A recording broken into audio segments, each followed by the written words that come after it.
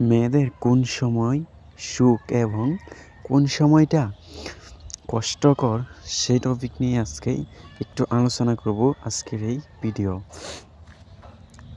তোমরা 10 থেকে যদি 15 বছর, 15 থেকে 20 বছর, 20 থেকে 25 বছর, তাহলে তোমরা ঠিক জায়গায় আর এই ভিডিওতে এসে পড়েছো।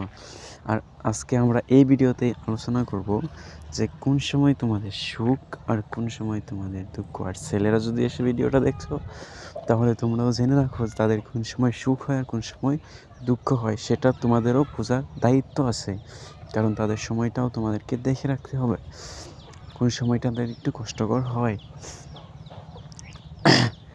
আমি এটাকে 3 ভাগে বিভক্ত করেছি। যেরকম একটা ভাগ হলো 0 থেকে নিয়ে তারা 15 থেকে 17 বছর পর্যন্ত যেটা সময় হয় তাদের বাবার বাড়িতে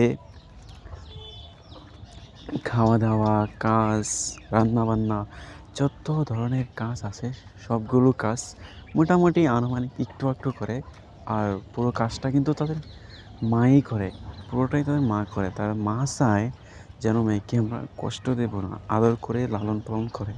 সেরকম ঠিকই লালন পালন করতে করতে একটা সময় তাদের বড় হয়ে যায়, যে যখন তারা 8-10 বছরের হয়ে যায়, সেই সময়টা চলে যাওয়ার পর তাদেরকে এভাবে দেওয়া হয় না।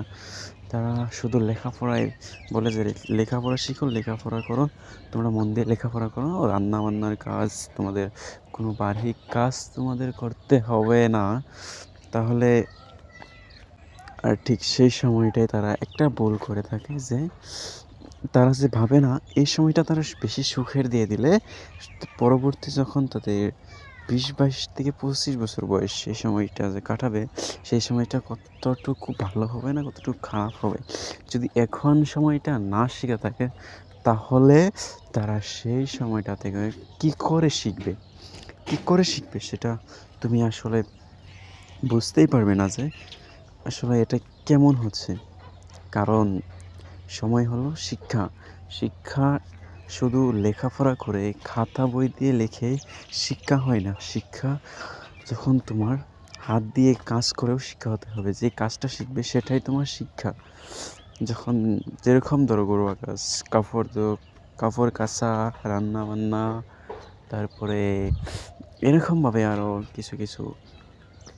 কিছু খড়ি এনে দিলে ধরো এসবগুলোকে সুন্দর মতো কেটে বাস করা, আনুমানিক কত ধরনের কাজ আছে সেসব। এই ধরো যদিও তোমাদের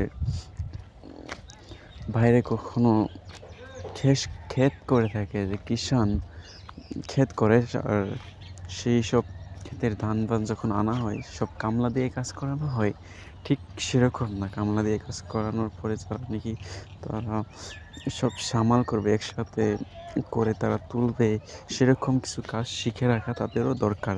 সেই সময়টাতে তোমরা শুধু আদর যত্নে বড় করো না, আদর যত্নে যদি বড় করো তাহলে সেই সময়টার কথা বলবো, সেই সময়টাতে তাদের গিয়ে কষ্টকর হয়ে যাবে, আর কষ্টকর সময়টাতে বেশি কষ্ট হয়ে যাবে।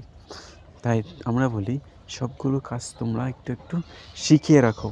তারপর যখন তাদের বয়স 18 থেকে ধরো আনুমানিক 25 বছরের মধ্যে হবে, সেই সময়টা যখন তোমরা তাদেরকে বিয়ে দিবে, জামাই বাড়ি চলে যাবে, শ্বশুর বাড়ি চলে যাবে, সেই সময়টাতে ঠিক এই কাজগুলো শ্বশুর শাশুড়িরা ঠিক দিবেই। যেরকমভাবে যে মেয়েটি কাজ আদর করে বড় করেছিল, সেই মেয়ের মা কিন্তু আসলেই জানতো যে সেও সেভাবে কাজ করেছিল, আর তার মেয়েকেও যে কাজ করতে হবে গিয়ে, সেটা কিন্তু তাদের একটুও মনে ছিল না। আর আজকে সেটার কারণেই মেয়েটা একটু কষ্টকর হয়ে যাবে। যখন তুমি দেখবে যে সেই বয়সটাতে পড়ে গেছে 18 থেকে 25, সেই সময়টাতে যখন শাশুড়ি মার কাছে চলে যাবে, শাশুড়ি মা তো তখন সব কাজ শাশুড়ি মার হাত থেকে বউয়ের হাতে তুলে দেবে। ঠিক সেই সময়, যেই সময় বাবার ঘরে সকাল 8টায় 9টায় উঠতো, আর এখন আর সেই সময়টা তার থাকবে না। তখন শ্বশুর বাড়ি চলে যাবে, তখন এই সময়টা থাকবে না। সকাল ভোর 5টায় উঠতে হবে, কারো 5:30টায় উঠতে হবে, উঠে তাদেরকে ঘর ঝাড়ু দিতে হবে, উঠান ঝাড়ু দিতে হবে, তারপরে থালি বাসন ধুতে হবে, থালা বাসন ধুয়ে রান্নাবান্নার কাজ শুরু করতে হবে। এরকমভাবে অনেক তাদের কাজের চাপ পড়ে গেলে তারপর কিন্তু তারা কাজ করতে একটু অসুবিধা হয়ে যাবে।